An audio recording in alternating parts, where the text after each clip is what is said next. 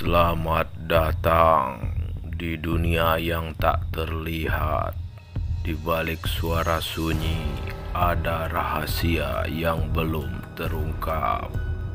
Di channel A Praduga kita menyusuri lorong gelap, kisah-kisah mistis, legenda kelam, dan mitos yang hidup hingga kini. Siapkan diri kalian. Sebelum lanjut, kalian like, share, komen, dan juga subscribe. Sungai Barito mengalir tenang. Siala Menyadi, urat nadi kehidupan Kalimantan Tengah yang tak pernah tidur. Airnya yang kecoklatan menampung sejarah ratusan tahun menjadi saksi lahir dan tumbuhnya peradaban Dayak, rumah bagi buaya, ikan tumon raksasa, dan kadang sesuatu yang tidak bisa dijelaskan oleh akal manusia. Di satu tikungan besar yang dikenal dengan nama Liku Tambun, air sungai terlihat berbeda. Terlalu tenang untuk ukuran sungai besar, terlalu bening di tengah sungai yang keruh, dan selalu mengeluarkan aroma tanah basah bercampur darah ikan. Warga lokal percaya tempat itu adalah perut sungai, tempat roh-roh air berkumpul, dan pusat kekuatan gaib yang tertidur sejak zaman nenek moyang. Seorang nelayan tua bernama Pak Dulman pernah berkata, di Liku Tambun perahu bisa tenggelam meski langit cerah dan air diam. Kalau bukan karena ular Tambun, lalu siapa yang menenggelamkan perahu yang belum lubang, belum rusak, dan belum dihantam ombak? Tak sedikit perahu yang hilang di sana, bukan karena badai, bukan pula karena tabrakan, tapi lenyap begitu saja dalam satu malam. Dalam satu sunyi sudah menjadi rahasia umum. Jika kau ingin tetap hidup, jangan berani melintas Liku Tambun saat matahari mulai turun. Bahkan burung enggan terbang rendah di atasnya, dan suara jangkrik selalu berhenti tiba-tiba bila perahu mendekat ke kawasan itu. Namun, kepercayaan ini tidak berlaku bagi orang luar. Adalah Tajul, seorang lelaki muda asal Banjarmasin yang datang dengan perahu motor dan mimpi besar. Tajul bukan penduduk desa. Ia adalah pengepul emas dari kota. Ia melihat potensi besar di Sungai Barito, terutama di bagian dasar sungai yang kaya akan pasir, emas. Tanah ini masih perawan, hanya orang bodoh yang tidak menggali kekayaannya, katanya sambil tertawa di warung kopi pinggir dermaga.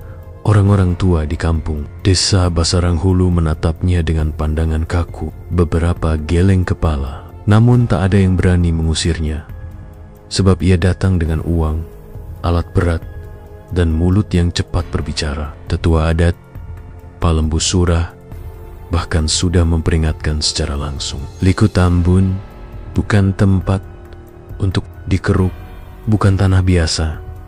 Itu tubuh naga sungai. Siapa yang melukai tubuhnya akan dibalas langsung oleh dia. Tapi Tajul menantang balik.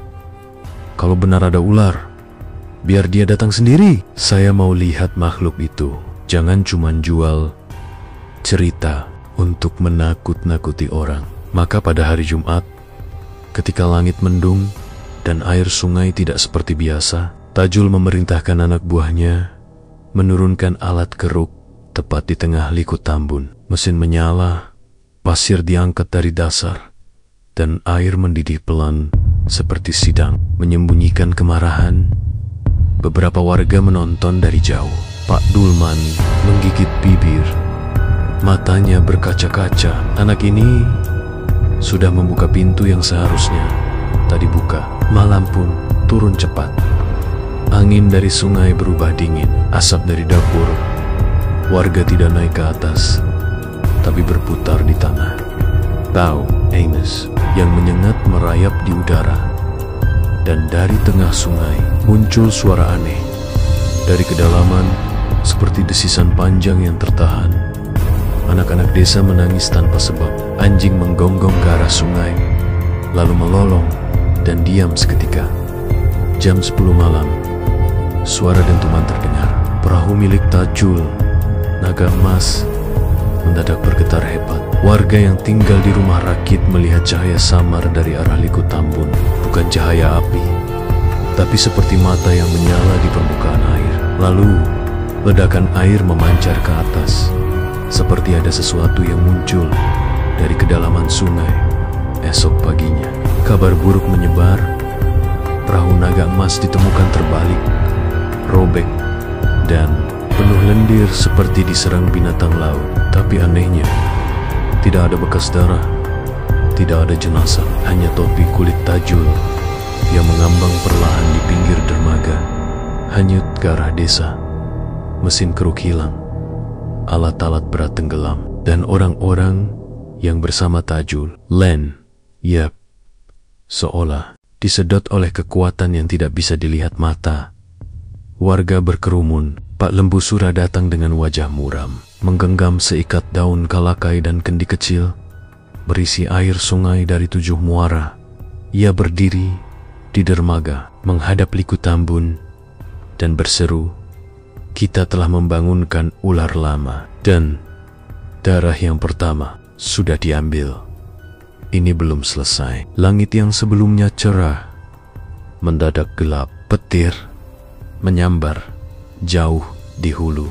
Air sungai mulai beriak kecil meski tak ada angin. Dan dalam kesunyian pagi yang mencekam, bisikan mulai terdengar dari balik ombak. "Aku lapar." Setelah tragedi perahu Tajul tenggelam, suasana di desa Basarang Hulu tidak seperti biasanya. Tak ada suara anak-anak bermain di tepi dermaga. Tak ada tawa dari dapur-dapur rumah panggung. Semua seolah menyatu dalam ketakutan yang bisu. Kabut turun tebal, kabut yang tidak biasa. Bukan sekadar uap air pagi hari, tapi kabut yang membawa aroma lumpur busuk, bercampur amis darah yang menggumpal. Orang-orang mulai merasakan sesuatu yang salah. Sungai Barito tidak lagi tenang. Ia bangkit dan lapar. Peringatan dari masa lalu Pak Lembu Sura, tetua, adat tertua di desa, mengumpulkan warga laki-laki dewasa di Balai Kaharingan. Rumah adat suci tempat roh nenek moyang dipercaya masih bersemayam. Ia mengenakan pakaian ritual dengan hiasan bulu enggang dan kain merah yang melilit pinggang. Matanya sayu namun tajam seperti menatap jauh ke masa lalu. Di hadapannya terbentang kitab tua berlapis kulit kayu, ditulis dengan aksara kuno Dayak yang hanya bisa dibaca oleh para tetua. Ular Tambun bukan sekadar makhluk, ia adalah roh penjaga air, cucu dari naga langit yang jatuh ke bumi karena tamak. Ia dikutuk menjaga dasar Barito selamanya dan akan memangsa siapa saja yang mengusik batasnya. Pak Lembu Sura membuka halaman ke-33. Di situ tergambar seekor ular hitam raksasa melilit batang pohon besar dengan mulut menganga dan lidah bercabang keluar seperti pisau. Terdapat 3 pantangan yang wajib diingat oleh setiap penduduk yang tinggal di tepian Barito. Jangan bersiul atau bernyanyi keras di tepi sungai setelah matahari tenggelam. Suara itu menarik perhatian roh air. Mereka akan datang, menyamar jadi suara manusia, dan memanggil nama orang untuk diajak ke dalam sungai. Jangan mengambil pasir, batu, atau apapun dari dasar Liku Tambun. Itu dianggap bagian dari tubuh ular. Mengambilnya seperti main kabik-kabik dagingnya sendiri. Balasannya akan ada nyawa yang hilang. Jangan menyebut nama Tambun sembarangan. Nama itu bukan nama biasa. Itu adalah panggilan gaib yang bisa memanggil langsung sosoknya. Bahkan jika hanya dibisikkan dalam hati. Sayangnya, semua pantangan itu sudah terlupakan oleh banyak warga, terutama generasi muda. Mereka menganggapnya mitos kampung. Tajul Adult, salah satu contoh akibat dari keangkuhan modern, datang tanpa izin alam dan pergi tanpa jejak. Namun yang lebih menakutkan lagi, ini baru permulaan.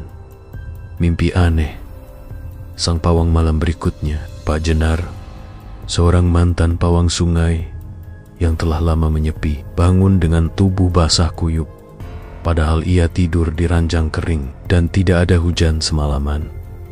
Ia mengaku bermimpi berjalan menyusuri dasar sungai dalam kegelapan yang tidak berujung. Di dalamnya, ia melihat puluhan perahu karam, tubuh-tubuh manusia melayang tanpa kepala, dan seekor ular hitam raksasa melingkar di tengah semua itu dengan mata merah menyala seperti bara api. Dia berkata padaku, suara Pak Jenar bergetar. Dia berkata, aku bangkit.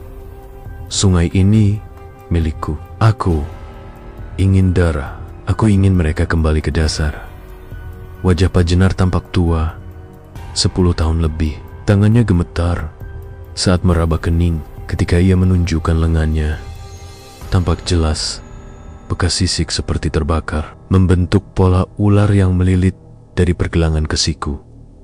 Warga yang melihatnya langsung memalingkan muka. Mereka tahu ini bukan luka biasa, ini tanda panggilan roh. Pak Jenar telah disentuh oleh kekuatan dari dasar sungai. Ular Tambun sudah memilih korbannya. Tanda-tanda kebangkitan selama 3 malam berturut-turut. Hal-hal ganjil mulai terjadi. Ikonikin hilang dari jala, padahal air penuh gelembung. Dan seekor kerbau yang biasa mandi di sungai ditemukan mati dengan leher patah dan mata tercongkel. Di dermaga, seorang pemuda mendengar suara yang memanggil namanya dari air. Suara ibunya yang telah meninggal setahun lalu. Dan yang paling menyeramkan, seorang anak kecil bernama Suma, anak penjual kelontong, mulai berbicara dalam bahasa Dayak kuno yang tidak mungkin ia ketahui. Di tengah malam, ia berdiri di ujung dermaga dan berkata, dia lapar. Dia butuh 1 perahu lagi, lalu 2 manusia, lalu anak yang baru lahir. Orang tuanya panik. Anak itu pingsan keesokan paginya dan tidak sadarkan diri selama 2 hari penuh. Warga desa mulai merapatkan barisan. Perahu-perahu ditarik menjauh dari sungai. Jaring dan pelampung dibakar sebagai penebus. Ritual kecil dilakukan di malam hari. Namun air sungai terus berubah warna dari coklat menjadi kehijauan dan kadang tampak bercak merah, seperti noda darah yang hanyut pelan-pelan. Ini belum puncaknya, kata Pak Lembu Sura. Ular Tambun telah bangkit, dan sekali dia lapar, dia tak akan tenang sampai semua hutangnya lunas. Dan di malam ketiga, ketika kabut makin tebal dan suara jangkrik mendadak hilang, suara dentuman terdengar di sungai. Lalu hilang lagi 1 perahu, tanpa sisa, tanpa suara, tanpa jejak. Berikut adalah kelanjutan bab 3 dari cerita legenda horor Kalimantan berjudul Bab 3. Korban yang dipilih Songga Malam Melam di desa Basarang Hulu tak lagi memiliki keheningan yang menenangkan. Sunyi yang biasanya mendamaikan kini berubah menjadi sunyi yang penuh ancaman. Setiap warga mulai merasa diawasi. Mereka tidak tahu dari mana, tapi naluri mereka berkata, ada yang mengintai dari dalam sungai. Bayi-bayi menangis tak henti saat malam turun. Kucing dan anjing peliharaan mendadak hilang. Dan yang lebih mencekam, para pemimpi mulai terhubung satu sama lain. Beberapa warga mengaku bermimpi hal yang sama. Perahu tenggelam, air yang mendidih, dan seekor ular raksasa bermahkota emas muncul dari kedalaman, menatap tajam, lalu membuka mulutnya lebar-lebar. Di dalamnya bukan hanya taring, tapi bayangan wajah-wajah manusia yang pernah hilang di sungai. Malam pemanggilan tetua adat, Pak Lembu Sura memutuskan untuk melakukan balian roh sungai. Sebuah ritual kuno yang hanya dilakukan jika roh sungai mulai memakan korban secara acak. Ritual ini bertujuan memanggil ruh penjaga sungai dan bertanya siapa yang diinginkannya. Di malam gelap, bulan mati, ritual dilakukan di tengah dermaga desa. Obor dinyalakan mengelilingi altar kayu ulin. mantra-mantra kuno dilantunkan. Aisapduk menggepol naik, menyatu dengan kabut yang merambat dari sungai. Pak Lembusura duduk bersila, tubuhnya bergetar, matanya tertutup. Dua pemuda kuat memegang pundaknya, sementara gong Dayak berdentum perlahan di latar. Tiba-tiba, tubuh Pak Lembusura terangkat beberapa senti. Suaranya berubah, berat, dalam, bukan suara manusia. 3 perahu telah kuambil, tapi lapar ini belum reda. Darah orang kota sudah kuhirup. Kini, darah yang suci harus diserahkan.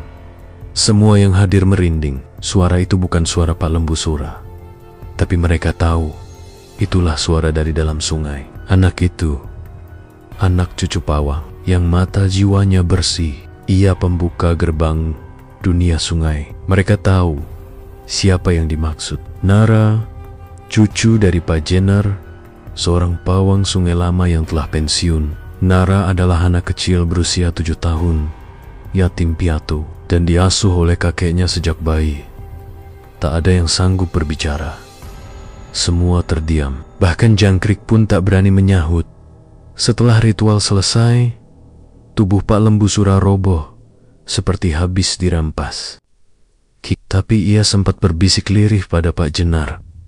Bukan kamu yang dibutuhkan, tapi darah dari darahmu. Pak Jenar membanting kendi sesajen dan mundur dari kerumunan. Ia menatap ke arah rumahnya yang berjarak beberapa ratus meter dari dermaga. Hatanya seperti dihantam palu besi. Tidak, tidak, tidak akan kubiarkan, gumamnya. Namun malam itu, tanpa ada angin, tanpa hujan, angin bertiup dari arah sungai. Nara menghilang ketika fajar mulai menyala. Pak Jenar menemukan pintu rumahnya terbuka. Gorden berkibar pelan, dan kasur Nara kosong. Namun tidak hanya itu, di lantai kayu ada bekas tapak air basah, kecil, seperti telapak kaki seorang anak. Tapi yang membuat dada Pak Jenar nyaris meledak, tapak itu bukan berjalan keluar, melainkan masuk ke dalam kamar Nara. Lalu tidak ada jejak keluar.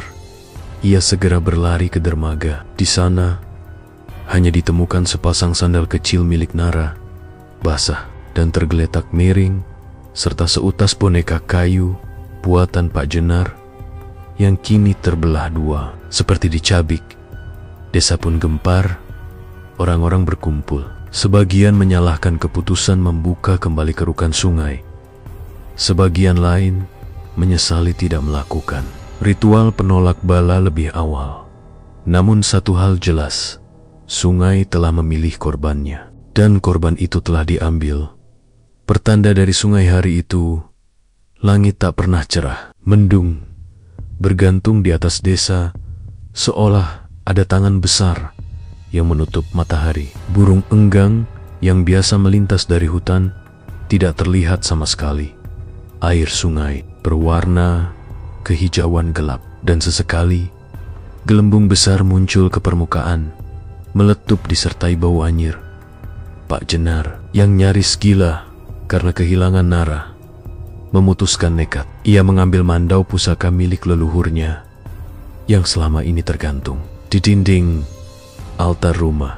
Mandau itu tidak pernah disentuh sejak ia pensiun sebagai pawang, karena dipercaya memiliki ikatan langsung dengan roh air. Ia juga mengambil botol kecil berisi minyak akar bajaka, ramuan pelindung dari makhluk halus sungai. Pak Jenar berdiri di ujung dermaga, menatap liku tambun yang kini terlihat lebih lebar dari biasanya. Seolah-olah sungai sedang menganga, seperti mulut makhluk lapar. Ambil aku saja, jangan anak itu, teriaknya. Matanya merah, tangannya gemetar, lalu ia menoyot. Telapak tangannya meneteskan darah ke sungai. Air bergolak. Sebuah riak besar muncul dari tengah sungai, membentuk pusaran seperti mangkuk raksasa. Dari dalamnya terdengar gaung suara perempuan. Terlambat. Anakmu sudah melewati batas. Dia telah melihat dunia air. Pak Jenar terjatuh, menahan tangis. Namun air sungai meredam isakannya dengan suara desis panjang seperti bisikan dari ribuan ular kecil. Dan di kejauhan, dari tengah liku tambun, terlihat dua mata merah muncul sekilas di permukaan air. Mata ular tambun yang kini benar-benar telah bangkit dan mengawasi, menunggu korban berikutnya. 3 hari telah berlalu sejak Nara menghilang. Desa Basarang Hulu seakan kehilangan denyut hidupnya. Warga menutup rumah lebih awal. Tak seorang pun berani ke tepi sungai setelah matahari tergelincir. Bahkan suara jangkrik pun enggan terdengar, seperti seluruh alam tahu bahwa sesuatu yang purba sedang kembali menguasai tanah dan air. Pak Jenar kini hanya duduk mematung di depan rumahnya. Rambutnya memutih lebih cepat, pandangannya kosong, seolah jiwanya telah ikut tenggelam bersama cucunya. Ia menolak makan, menolak berbicara, dan hanya sesekali bergumam, "Nara, tunggu Aki." Namun di tengah keputusasaan itu, satu orang muncul membawa harapan baru. Lindu, seorang pemuda dari kota yang merupakan keponakan almarhum Tajul, si penambang yang pertama menjadi korban. Ia datang bukan untuk mencari emas, tapi untuk mencari keadilan dan jawaban atas misteri kematian pamannya yang selama ini dianggap hilang begitu saja. Lindu bukan pemuda biasa. Ibunya adalah keturunan Dayak Maanyan, meskipun ia dibesarkan di luar Kalimantan. Sejak kecil, ia sering mengalami mimpi aneh tentang sungai, ular besar, dan suara-suara yang tidak dimengerti. Kini, setelah mendengar kabar soal ular tambun dan korban yang terus berjatuhan, ia merasa panggilan darahnya tak bisa diabaikan. Buku tua dan lembaran terlupakan Pak Lembu Sura. Walau tubuhnya lemah pasca ritual pemanggilan roh sungai, memutuskan untuk mengungkapkan rahasia terbesar dari desa. Sebuah cerita yang selama ini hanya disampaikan secara lisan dari satu tetua ke tetua lain. Ia membawa Lindu ke ruang dalam. Balai Kaharingan, tempat pusaka dan kitab kuno disimpan. Di dalam rak kayu ulin yang hampir membusuk, tersimpan gulungan rotan tua berisi catatan leluhur tentang ular tambun. Ini bukan sekadar makhluk gaib. Ular tambun adalah jelmaan dari kutukan berdarah, kata Lembu Sura, membuka lembaran pertama. Asal-usul ular tambun konon, ratusan tahun silam, di tepi hulu Sungai Barito berdiri sebuah kerajaan kecil bernama Pahulaan Bunu.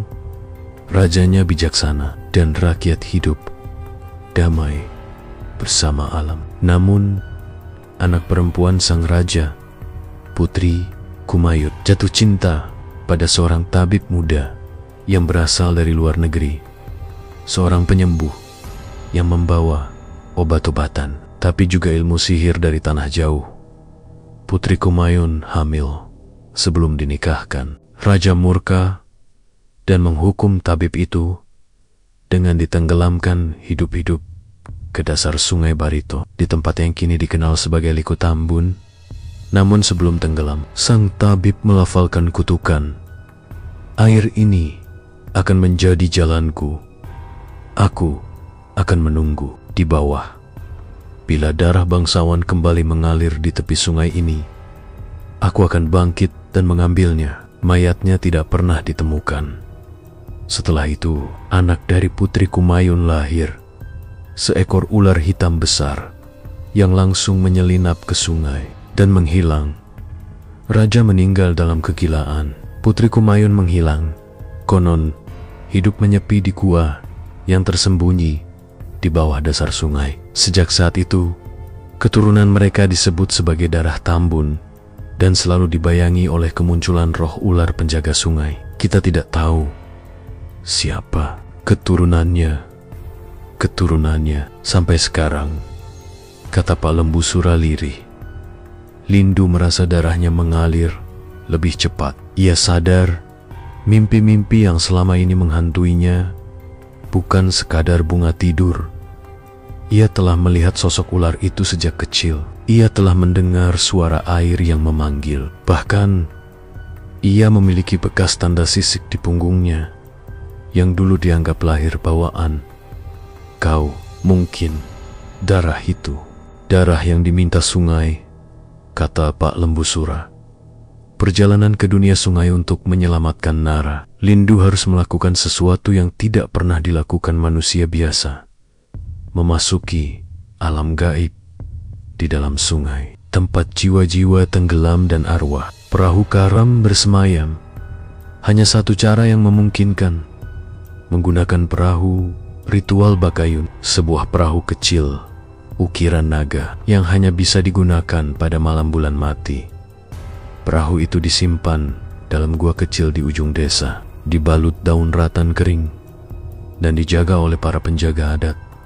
Sebelum berangkat, Lindu harus meminum air 7 mata air dan dibekali manik batu pamali, permata berwarna biru kehijauan yang dipercaya sebagai jimat untuk menundukkan roh sungai. Juga membawa mandau Pak Jenar yang kini dipercayakan padanya oleh si pawang tua yang telah kembali sadar dari kesedihannya. Gerbang gaib liku tambun tepat tengah malam dengan langit gelap dan angin mati. Lindu mendorong perahu ritual ke liku. Tambun, tidak ada suara, tidak ada gerakan air. Tapi begitu perahu menyentuh permukaan sungai, riak melingkar seperti mata pusaran terbuka, menariknya masuk perlahan ke tengah pusaran. Di saat itulah alam berubah. Air menjadi langit, langit menjadi dasar. Ia melayang di antara dua dunia, dunia manusia dan dunia air. Ia melihat perahu-perahu yang pernah tenggelam mengapung dalam kesunyian dengan wajah-wajah pucat menyembul dari celah kayu. Lalu dari keehan muncul sebuah gua kristal dikelilingi cahaya hijau kebiruan seperti nyala kunang-kunang bawah laut. Di pintu gua terlihat seekor ular raksasa melilit pilar batu. Tubuhnya berlapis sisik seperti perisai. Matanya tajam menatap Lindu. Dan di bawah perut ular itu duduk seorang anak kecil, Nara. Diam, tidak menangis, tapi matanya kosong, seolah jiwanya belum kembali. Di belakang gua itu muncul bayangan seorang wanita berkebaya merah dengan wajah pucat dan mata sendu. Putri Kumayan, kau datang membawa darahku kembali ke sungai, katanya. Tapi kau juga membawa harapan. Bab ini belum berakhir. Pertarungan antara takdir dan warisan darah akan segera dimulai. Lindu harus memilih, menyerahkan dirinya atau takdir yang telah mengakar selama ratusan tahun. Di perahu kecil Bakayut terombang ambing pelan dalam lorong air yang sunyi. Tidak ada suara ombak, tidak ada suara angin, hanya keheningan yang berat, mencekam dan seolah berlapis-lapis. Lindu duduk diam. Tubuhnya mulai menggigil, bukan karena dingin, tapi karena ia tahu dirinya bukan lagi di dunia manusia. Ia telah masuk ke wilayah ular. Wilayah Row, wilayah yang tidak mengenal belas kasihan. Gua kristal dan sang penjaga di hadapannya kini berdiri. Gua kristal tambun, mulutnya menganga lebar seperti celah rahim bumi, memancarkan cahaya kehijauan dari stalaktit dan bebatuan permata yang berkilau redup. Di dalamnya melingkar tubuh raksasa ular tambun, berkilau hitam perak seperti baja basah. Sorot matanya seperti bara yang hidup. 2 titik merah menyala yang menyorot tajam ke arah Lindu. Di bawah perut ular itu, Nara duduk membisu, matanya terbuka, namun kosong, seperti terperangkap dalam kabut. Seutas manik-manik kecil tergantung di lehernya, tanda bahwa rohnya masih utuh, tapi tubuhnya dikunci oleh kuasa air. Lindu menggenggam mandau pusaka, tapi jari-jarinya gemetar. Tiba-tiba terdengar suara bukan dari mulut, tapi langsung ke dalam pikirannya. Kau datang membawa darahku kembali. Tapi apakah kau datang untuk menyerahkan atau melawan? Itu suara ular tambun, dalam, berdentum, dan mengguncang tulang. Lindu berdiri perlahan di atas perahu, memejamkan mata, lalu berkata, "Aku datang untuk membawa anak itu kembali, bukan sebagai musuhmu, tapi sebagai penebus dosa darah kami." Ular Tambun bergerak. Satu gerakan kecil dari tubuhnya saja membuat seluruh dasar sungai bergetar dan dinding gua berderak. Air di sekeliling beriak hebat, seperti hendak menelan Lindu hidap-hidap. Namun tiba muncul sosok Putri Kumayun, berwujud bayangan perempuan berkebaya merah, melayang di udara dengan wajah yang menyimpan luka. "Berabad-abad, anakku, aku tidak bisa menghentikannya. Ular ini bukan hanya penjaga, dia adalah kutukan yang telah tumbuh dari kebencian, pengkhianatan, dan dendam. Satu-satunya cara menghentikannya adalah mengikatnya kembali dengan darah." Lindu mulai memahami seluruh kisah ini adalah rantai yang belum selesai, dan dirinya adalah mata rantai terakhir. Ia, sebagai keturunan dari darah tabib yang dikutuk dan putri raja yang hamil di luar nikah, adalah kunci untuk memutus siklus kutukan itu. Tapi memutuskannya tidak bisa dengan senjata, tidak bisa dengan kekerasan, tapi dengan pengorbanan, perlawanan. Batin dan jiwa ular Tambun mengangkat kepalanya tinggi-tinggi, lalu membuka mulutnya. Dari dalamnya terlihat ribuan wajah, roh-roh manusia yang telah ditelan selama ratusan tahun. Semua menatap Lindu. "Satu nyawa untuk 1000 yang telah kuambil. Kau atau anak itu." Lindu berdiri di atas perahu, lalu menusuk telapak tangannya sendiri dengan ujung mandau. Darahnya menetes ke permukaan air. Dengan gemetar, ia berteriak, "Ambil darahku, tapi biarkan dia hidup. Jangan lagi kau sentuh anak-anak desa ini."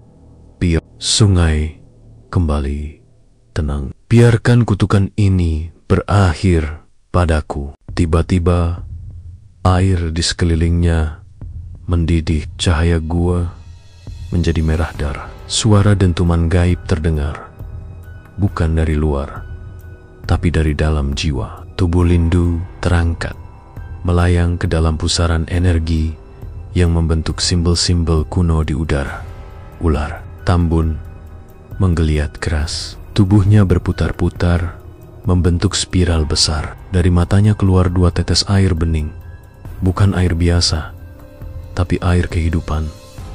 2 tetes itu jatuh ke tubuh Nara yang terbaring. Mata Nara membelalak dan ia meningus. Untuk pertama kalinya sejak hilang aki isaknya, Lindu jatuh ke dalam pelukan air. Ia tenggelam pelan, sementara suara Putri Kumayun bergema, "Kau telah menebus warisan luka kami, dan sungai akan mengingat namamu." Kembali ke permukaan ketika fajar menyingsing.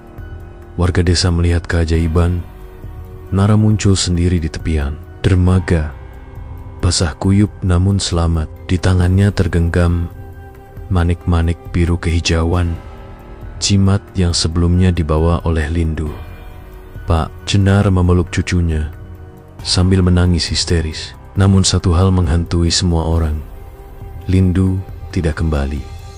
Perahu Bakayun ditemukan kosong, mengambang perlahan, dan pada ujungnya tergantung seutas kain merah, kain ritual peninggalan Putri Kumayun. Penutup hari-hari berlalu. Sungai Barito kembali tenang.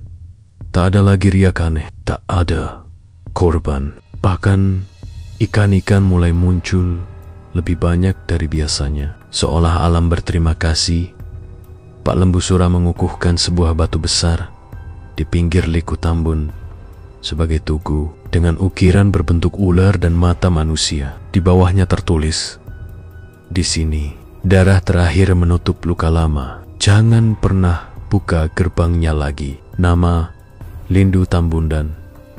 Hingga kini, warga desa Basarang Hulu mengajarkan satu hal kepada anak-anak mereka.